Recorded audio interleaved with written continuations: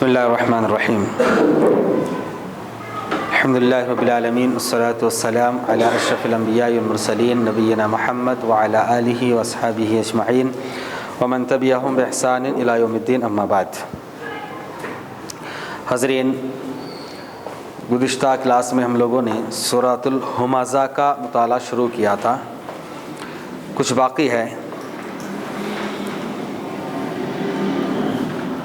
वैलुल लिकुल्लि हुमज़तिल लुमज़ा, तो वैल हलाकत और बर्बादी है, लिकुल्लि हर एक, हुमज़ा के लिए यानी ऐब टटोलने वाले, लुमज़ा ग़ीबत करने वाले। और उसका एक वस्फ़ ये बयान हुआ, अल्लज़ी जो जमा करता है, मालन माल को, वअद्ददा और उसको गिन गिन के रखता है। यहसबु ये गुमान करता है, ये सोचता है, अन्ना के मालहु उसका माल, अखलदहु उसको हमेशा बाकी रखेगा। अल्लाह ने जवाब देते हुए कहा, कल्ला हरगिज़ ऐसा नहीं होगा। कल्ला लयुम बदन्ना ज़रूर फेंक दिया जाएगा, लयुम बदन्ना ज़रूर फेंक दिया जाएगा, फिल हुतमा हुतमा में, दहकती हुई आग में। फिर अल्लाह ने ख़ुद सवाल किया, वमा अदराका, और तुम्हें क्या मालूम, तुमको क्या पता है। वमा अदराका पूरा मतलब है तुमको क्या मालूम है, क्या तुम्हें पता है। अल हुतमा, हुतमा क्या है। जवाब दिया, नारुल्लाही, अल्लाह की आग है, मुक़दा जिसको सुलगाई गई है, जलाई गई है, धोकी गई है। और कितने साल तक उसको धोखा गया मैंने लास्ट क्लास में बता दिया। उसके बाद से पढ़ना है अल्लती,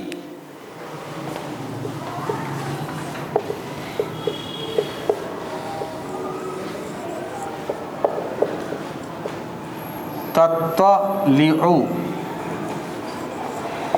अलल अफ़इदा, अल्लती तत्तलिउ अलल अफ़इदा।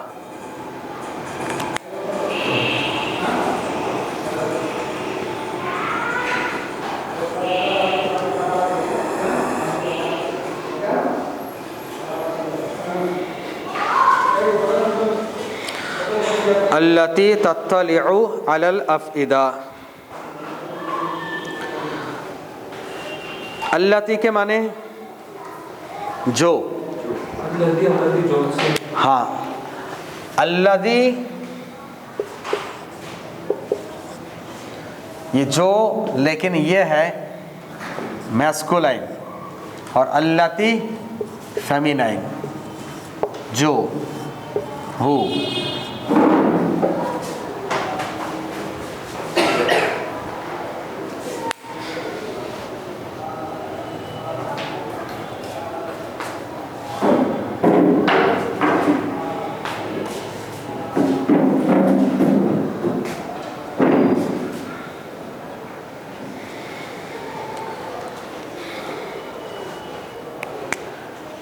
इंसानों के लिए यूज़ हो तो उस वक्त हु होता है, और अगर इंसान के अलावा दूसरे कुछ हो तो विच के माने में आता है।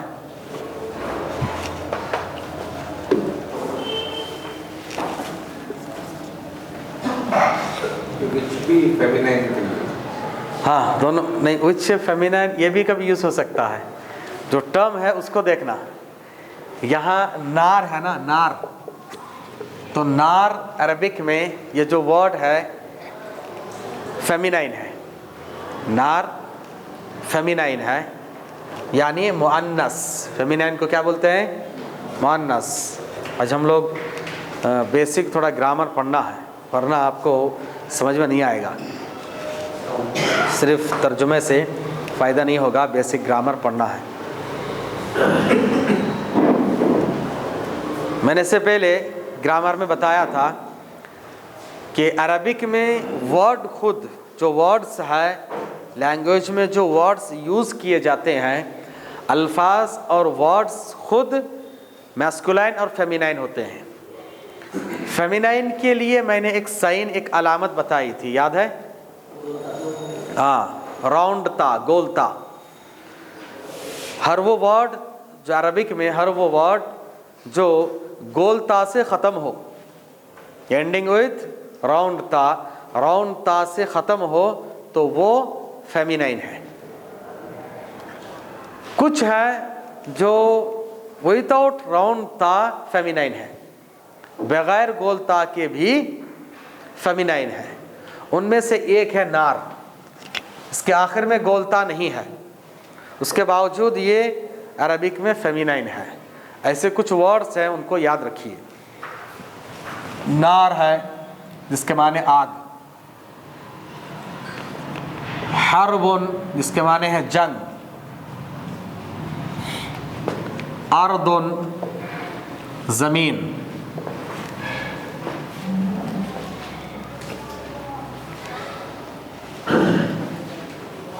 समाउन आसमान, शम्सुन सूरज, क़िद्रुन जिसके माने हैं हांडी, खमरुन इसके माने हैं शराब,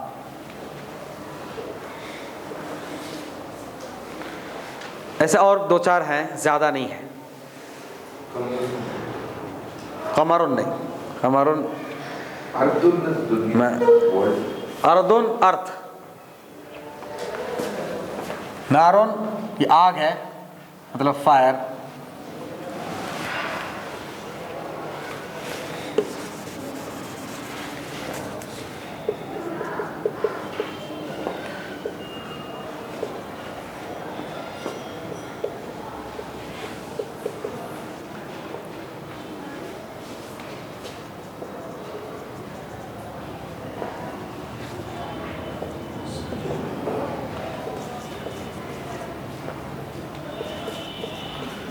हांडी को पॉटी बोलेंगे,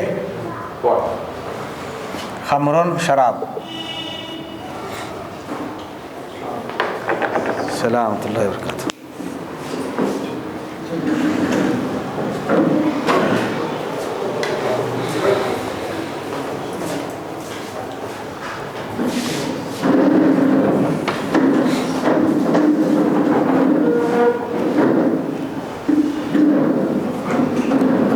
कायदा जिसको मैं बताता हूँ, आप शॉर्ट में नोट लिख लीजिए याद रखने के लिए।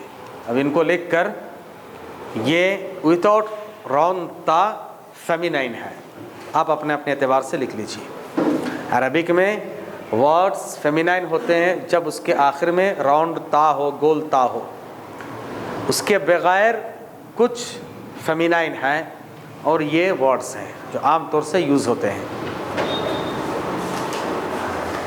और भी कुछ हैं, सलामुल्लाह, जब आएगा तब बताऊँ।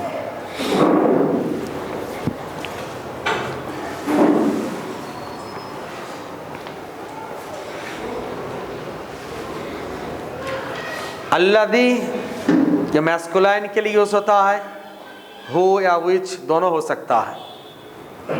अल्लती उसी का सेम फेमिनाइन है। यहाँ पर चूँकि उससे पहले नार है, नारुल्लाह, वो आग जो, अल्लती वो जो, यानी वो आग जो, तो आग की तरफ इशारा है, इंडिकेट यहाँ पर आग की तरफ है, इसलिए अल्लती आया है। तो अल्लदी अल्लती याद रखिए, मीनिंग दोनों का सेम है, सिर्फ ग्रामेटिकल फ़र्क है।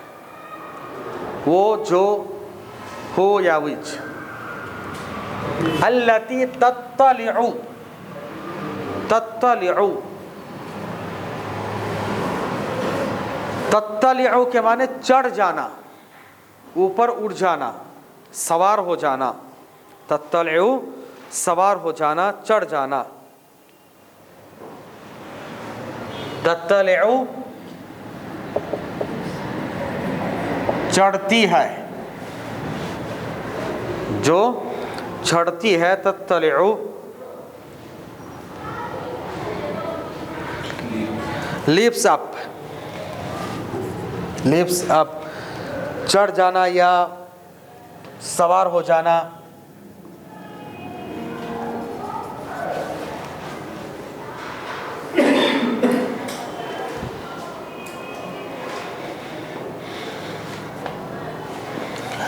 अला ऑन या ओवर,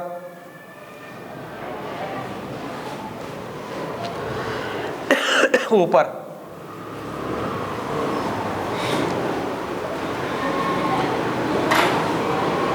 आग की क्वालिटीज बयान हो रही है कि एक तो हुतमा क्या है, जो अल्लाह की आग है, मुक़दा सिलगाई हुई है, धोकी हुई है, बहुत ज़्यादा जलाई हुई है।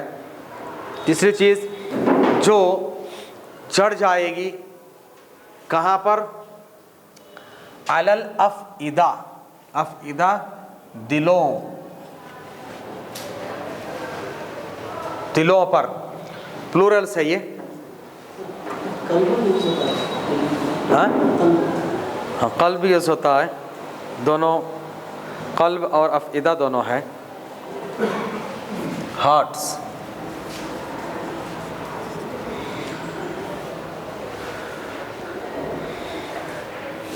इसका सिंगुलर है फुआदुन,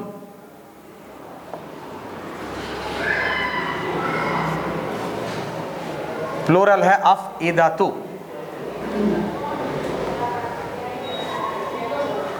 अफ़इदाती क्यों हुआ, इसके लिए थोड़ा बेसिक ग्रामर जानना है कि अला जब भी आएगा अपने बाद वाले को कसरा देगा, जर देगा। जर मतलब जेर।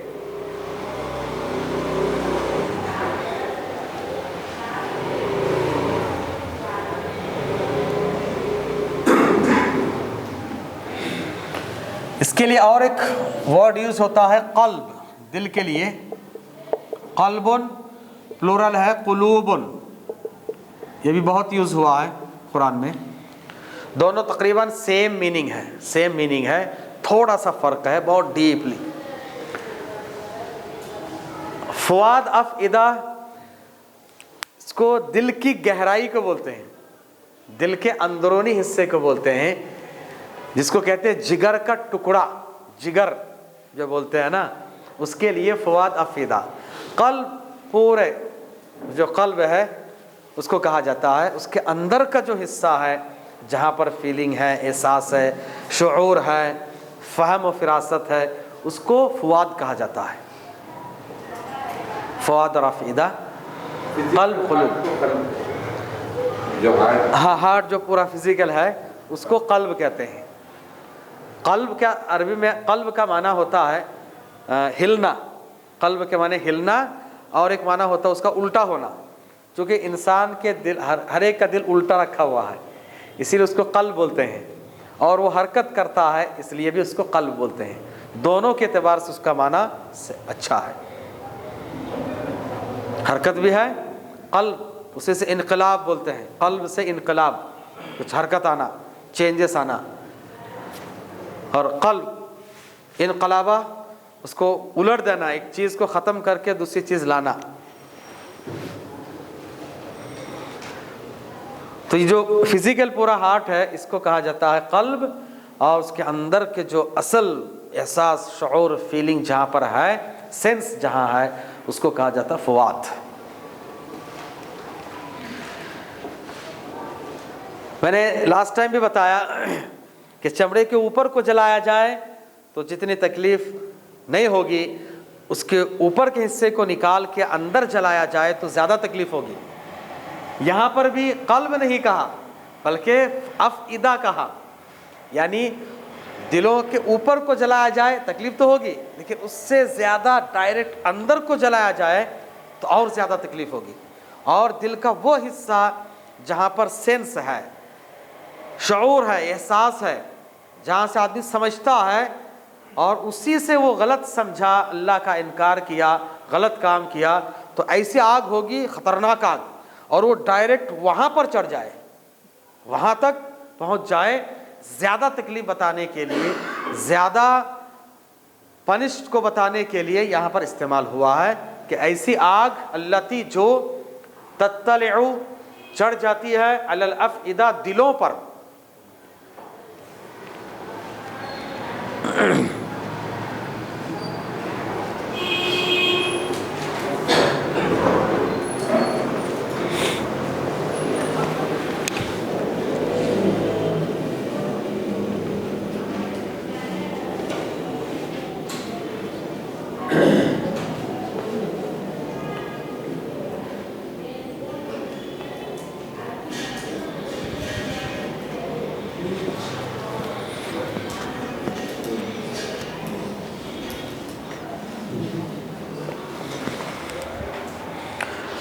अल्लती जो तत्तलउ चढ़ जाना, चढ़ जाएगी, अला ऊपर, अफइदा दिल, जो दिलों के ऊपर तक चढ़ जाए।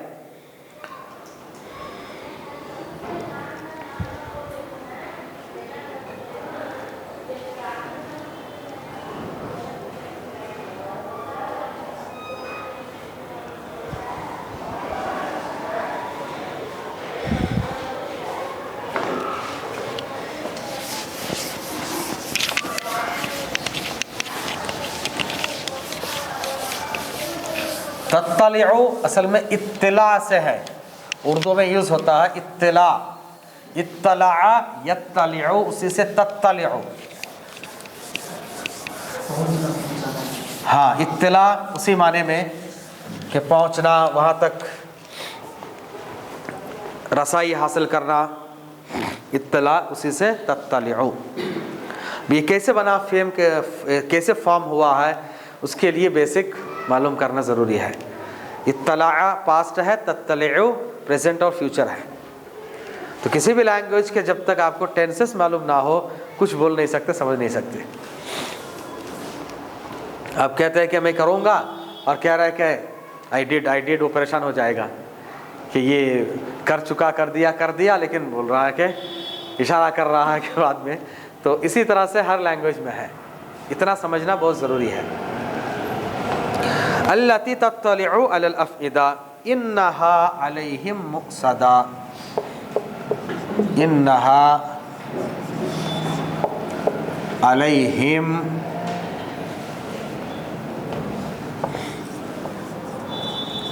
मुक़सदा।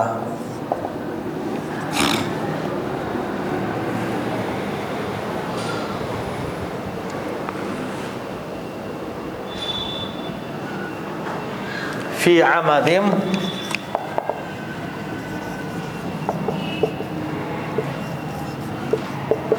मुमद्ददा, फी अमदिम मुमद्ददा।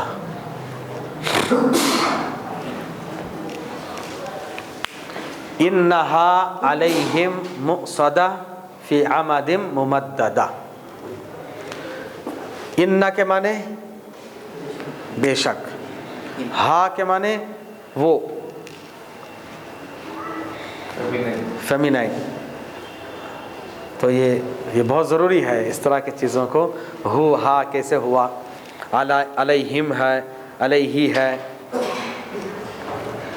इन्ना यकीनन, हा वो, यकीनन वो, कौन, आग। इसलिए हा है, इन्नहा यकीनन बेशक वो,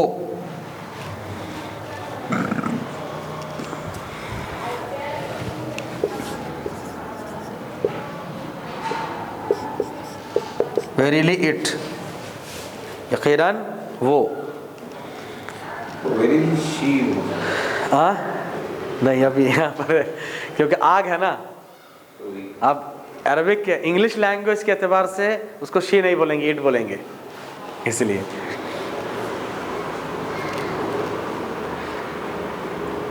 यकीनन वो, वेरीली इट, अलैहिम असल में अला है प्लस हुम है,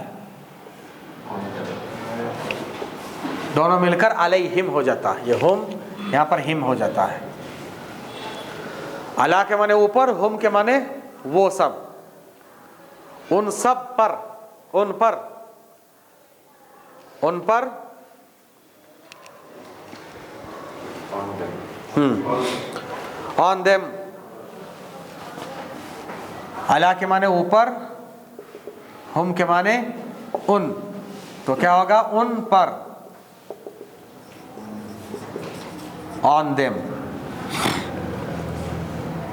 यकीनन ये आग उन पर, इन्नहा यकीनन वो यानी वो आग, अलैहिम उन पर, किन पर, जहन्नमियों पर, जो लोग हुतामा में जाएंगे, जहन्नमियों पर। हुतामा में कौन लोग जाएंगे? गीबत करने वाले, आयब टटोलने वाले, माल को जमा करने वाले, गिन गिन कर रखने वाले, अल्लाह के रास्ते में खर्च ना करने वाले, और माल को ही सब कुछ समझने वाले कि माल है तो सब कुछ है, हमेशा रहेंगे।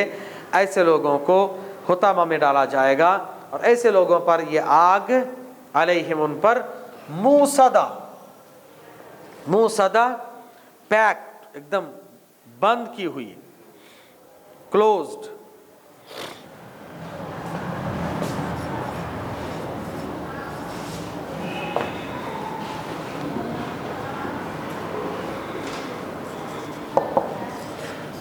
बंद की हुई।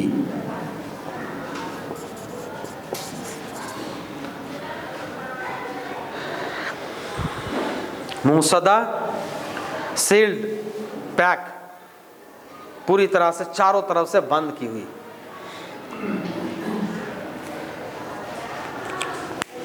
जहन्नमियों को जहन्नम में रखा जाएगा तो बहुत ही तंग जगह होगी, आग खतरनाक, और तंग जगह में एकदम पैक रखा जाएगा। क्योंकि जब दर्द हो, तकलीफ हो, तो हरकत करने से थोड़ा सा रिलैक्स होता है, हिलने से, इधर उधर भागने से रिलैक्स होता है, यानी उतना भी रिलैक्स उनको नहीं दिया जाएगा। इतना पैक रखा जाएगा कि जले और जले कुछ भी हरकत ना कर पाए। पैक, खतरनाक आग, साथ ही साथ बंद पूरी तरह से, आग के साथ एकदम क्लोज, पैक्ड है। और इतना ही नहीं, किसमें पैक किया जाएगा?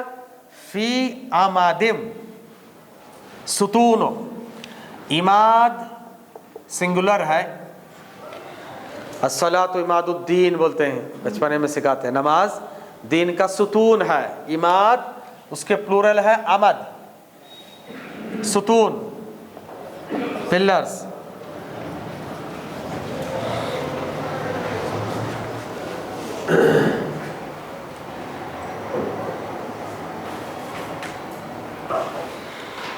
पिलर्स दिया।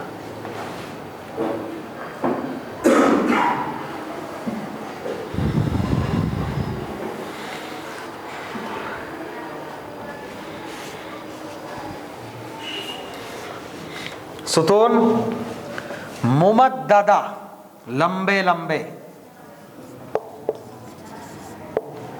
मुमद्ददा लंबे लंबे, बड़े बड़े या ऊंचे।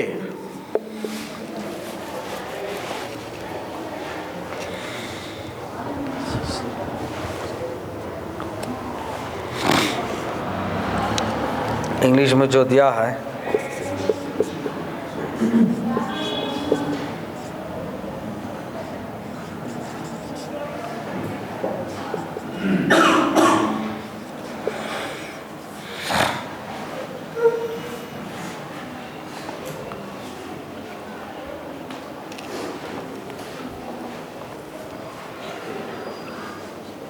स्ट्रेस्ड फोर्थ, क्या मतलब होता है?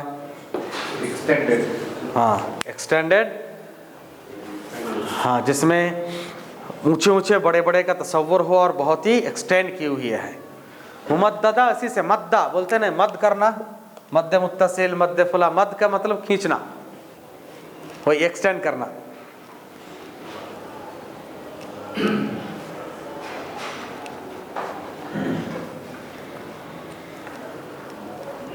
बड़े बड़े सुतूनों में उनको पैक कर दिया जाएगा, और खतरनाक आग, और वो आग दिल तक चढ़ जाए। हम सोचिए, यानी तसव्वुर भी नहीं कर सकते हैं, ऐसी हालत और कैफियत होगी जहन्नम में। आग खतरनाक भी है, हिलने के चांसेस भी नहीं है, पैक भी है, बड़े बड़े सुतून है, हर एतबार से उनको तकलीफ ही तकलीफ होगी। किसी भी जहन्नमी को जहन्नम में किसी भी तरह का कोई रिलैक्स नहीं होगा। ना कोई खाना ऐसा मिलेगा जिसमें उनको भूख मिटे, उसमें कोई ग़िज़ाइयत हो, कोई न्यूट्रिशन उसके अंदर हो, कुछ नहीं। पानी ऐसा दिया जाएगा, पानी तो नहीं, पीप और गंदे खून, गलासत, ये सब दिए जाएंगे, और उसमें भी किसी तरह के प्यास बुझाने का कोई मादा नहीं होगा। कुरानी इन आयतों से ये मालूम होता है, आम तौर से रबीउल अव्वल में, 12 रबीउल अव्वल में नबी के जश्न मिलाद मनाने के लिए एक दलील देते हैं। से बुखारी की जो हदीस है कि उनके चचा अब्बास ने, नबी के चचा अब्बास ने अबू लहब को ख्वाब में देखा और पूछा कि तुम्हारी हालत क्या है। उसने कहा बहुत ही बदतर हालत है, बहुत बदतर हालत है, लेकिन मुझे हर पीर को थोड़ा सा रिलैक्स होता है, हर पीर को थोड़ा सा रिलैक्स होता है। वो कैसे? क्योंकि पीर के दिन जब मेरी लौंडी सोबिया ने आकर इत्तला दी कि आपके भाई अब्दुल्ला जिसका इंतकाल हो गया, उनके यहाँ पर लड़का पैदा हुआ, तो मैं इतना खुश हुआ, खुशी से मैंने उसको 2 उंगली के इशारे से आज़ाद कर दिया, जा तू आज़ाद है। तो मेरी ये 2 उंगलियों से पानी निकलते हैं, चूस लेता हूँ तो थोड़ा सा रिलैक्स होता है उस दिन। अब लगती है नारे तकबीर, अल्लाह अकबर। देखो, अबू लहब को अगर फ़ायदा हुआ है तो हमें क्यों नहीं फ़ायदा होगा? अबू लहब ने जश्न मनाया है तो हमें भी मनाना चाहिए। इसके कई जवाबात हैं, मैंने जुमा के खुतबे में बताया। एक तो अब्बास रज़ियल्लाहु अन्हु ने ये ख्वाब देखा हालत कुफ्र में, जब वो काफिर और मुशरिक थे, उस वक्त उन्होंने ये ख्वाब देखा। और इस्लाम में ये ज़ाबिता है कि नबी के अलावा किसी का ख्वाब सच्चा नहीं है, और वो शरीयत में दलील भी नहीं, शरीयत में प्रूफ नहीं है। दलील के तौर पर सिर्फ नबी का ख्वाब माना जाता है, नबी के अलावा किसी और का ख्वाब बिल्कुल दलील नहीं है। अगर ख्वाब को शरीयत के दलील बना देंगे तो सुबह उठ के जो है लोगों की कतारें और लाइन लग जाएगी, मैंने ये ख्वाब देखा, उन्होंने ये ख्वाब देखा, आओ मेरी तरफ आओ, मैंने ये देखा। अब कितने लोग हैं ख्वाबों के ज़रिए से लोगों को गुमराह करते हैं, मेरे ख्वाब में फला है, ऐसे कहा वैसे कहा, ये हुआ वो हुआ, दुकान चमकाने के लिए, दुकान चमकाने के लिए ख्वाब दिखाते लोग। अब कोई जो है, अभी हमारे एक उम्रियों के ग्रुप है, तो उसमें हम लोग कुछ साथी हैं जो हम लोग फारिग हुए जिस साल, उसके जो बैच है और उन लोगों के ग्रुप बनाए, तो उसमें कुछ लोग हैं जो दिल्ली में एक मौलाना साहब है जिनका नाम है मौलाना वहीदुद्दीन खान, गुमराह अक़ीदा रखने वाले, उनके बहुत फ़ैन हैं। तो उन्होंने कल एक पोस्ट किया कि मौलाना के ख्वाब में कौन है पता है? क्या अजीब अजीब लोग हैं। एक बहुत ही, नाम लेना नहीं चाहता हूँ, बाद में बताता हूँ आपको, मशहूर फिल्म स्टार जो बहुत मशहूर है और पुराना है, बहुत पुराना है, वो आया, आने के बाद वो लंबी चौड़ी दास्तान ये सब सुनाए किए।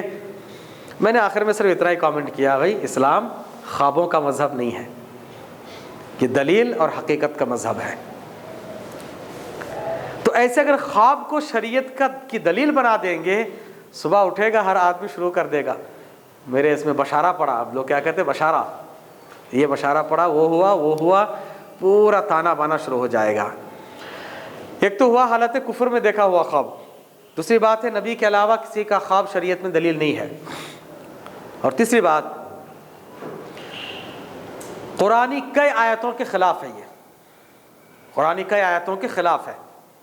कैसे? कह रहा है कि पानी निकलता है और उसमें से मुझे रिलैक्स होता है, और कुरानी आयतें भरमार है कि जहन्नमियों की ग़िज़ा में किसी तरह की ग़िज़ाइयत नहीं होगी, बल्कि उसमें और तकलीफ़ होगी। खाने जाएंगे तो गले में अटक जाएगा, पीप दिया जाएगा, पूरे अतलिया बाहर आ जाए, इतना गर्म होगा कि कुछ भी उसमें रिलैक्स होने का सवाल ही पैदा नहीं होता है। तो ये जो वो कह रहा है कि मुझे रिलैक्स होता है, ये अबू लहब नहीं, अबू लहब के बेस में शैतान ने आकर बताया है। कुरानी आयतों के खिलाफ होने की वजह से उसको नहीं माना जाएगा। और एक बात, जिन्होंने ख्वाब देखा, अब्बास रदियल्लाहु अन्हु ने ख्वाब देखा, देखने के बाद जब इस्लाम में दाखिल हुए, मुसलमान हुए, वो ख्वाब उन्होंने नबी से बयान किया। फिर नबी ने क्या किया, बताया कि चलो और अबू लहब को जब फ़ायदा हुआ तुम जश्न मनाओ। अगर ये नेकिया और सवाब का काम होता, अगर मनाना होता, क्या सहाबा करम छोड़ते? छोटी छोटी नेकी के लिए वो लोग तरस जाया करते थे। जिन्होंने ख्वाब देखा उन्होंने क्या किया? अब्बास चचा है, उन्होंने क्या किया है? ख्वाब उन्होंने देखा तो क्या किया? जबकि अब्बास अपने भतीजे की इतनी इज्जत करते थे। चचा है तो बड़े उम्र में। किसी ने उनसे पूछा आप बड़े हैं या मोहम्मद सल्लल्लाहु अलैहि वसल्लम बड़े हैं? तो उन्होंने कहा बड़े तो वही है, लेकिन मैं पहले पैदा हुआ।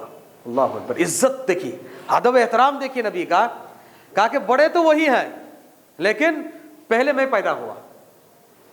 इनका अंदाज देखिए अदब एहतराम का। अगर ये काम अदब और एहतराम का होता तो क्या अब्बास नहीं मनाते? अब बोली, इतना अदब एहतराम कर रहे हैं कि मैं बड़ा, उन्होंने बताया नहीं, बड़े वही है लेकिन मैं पहले पैदा हुआ। क्या अंदाज, अल्लाह अकबर। और फिर एक सवाल इसमें यह आता है, ये रिवायत बुखारी में क्यों है? ये रिवायत बुखारी में क्यों है?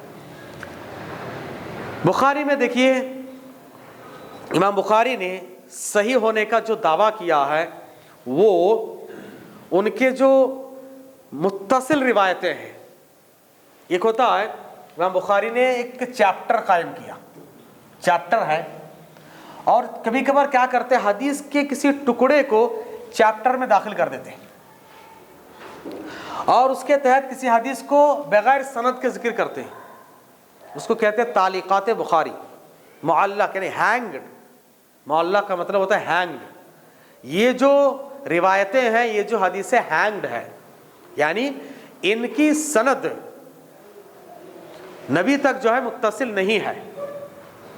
और इमाम बुखारी ने अपनी उन हदीसों के बारे में ये दावा नहीं किया कि वो सब के सब सही है बोल के। तालिकात बुखारी अक्सर सही है, लेकिन एक दो रिवायतें मुरसल हैं, तो ये रिवायत मुरसल है। और इमाम बुखारी ने ऐसी हदीसों के बारे में दावा नहीं किया कि वो सही है बोल के। जो मेन हदीसें उन्होंने बयान की पूरी सनद के साथ, वही सही है।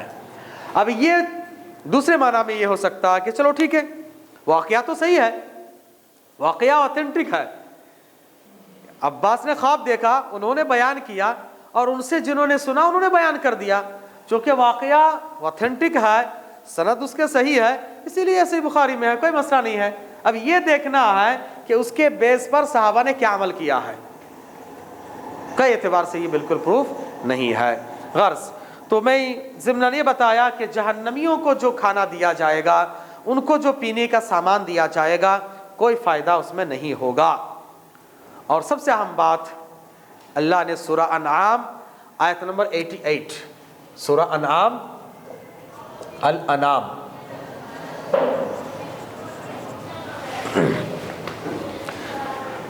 इससे पहले 18 बड़े बड़े नबियों का जिक्र किया, 18 बड़े बड़े नबियों का जिक्र किया, और उसके बाद फरमाया वलौ अशरकू, अगर ये अंबिया भी शिर्क करते उनके पूरे अमाल बर्बाद हो गए होते और आखिरत में नुकसान उठाते। आदमी 10 साल तक तौहीद परस्त था, उसके बाद मुशरिक हो गया, वो 10 साल तक जो नेकियां किया है ना सब बर्बाद। हाँ, शिर्क ऐसा गुनाह है, आगे तो कबूल ही नहीं होगा। शिर्क के बाद जो कर रहा है वो तो काबिल कबूल है ही नहीं, लेकिन इससे पहले जो किया वो भी गया। वही कहा कि मा कानू यअमलून, जो अमल ये अंबिया करते थे वो सब बर्बाद हो जाएंगे और आगे तो नुकसान उठाएंगे। नबियों के ताल्लुक से और आखिरी नबी से भी खिताब करके फरमाया वलौ अशरकता, अगर आप भी शिर्क करते लयहबतन्न अमलुक, आपके पूरे अमाल बर्बाद हो जाते और आप नुकसान उठाने वालों में से हो जाते। तो जब नबी शिर्क करें तो उनके अमाल बर्बाद हो जाएं।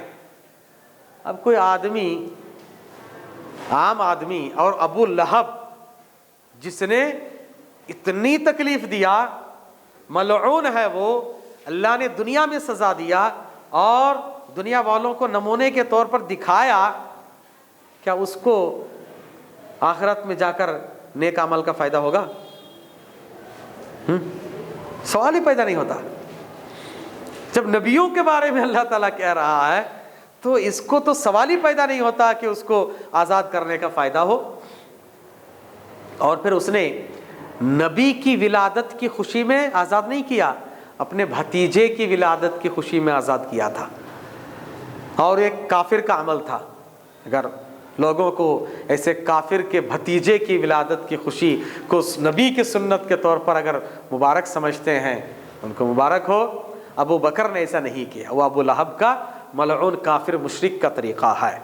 अगर वो होता, नबी की विलादत की खुशी में आज़ाद करता, तो सबसे पहले ईमान लाता, जबकि सबसे पहले उसी ने तकलीफ़ दी, सबसे पहले परेशान किया। खैर, वो अलग मसला है। तो यहाँ तक हमने इस सूरे को मालूम किया। इसमें वर्ड्स बहुत ज़्यादा है और थोड़े हार्ड्स है, मुश्किल वर्ड्स हैं। इंशाअल्लाह आज हम लोग थोड़े ग्रामर पढ़ लेंगे और ठीक है, स्टॉप करके दूसरे करेंगे।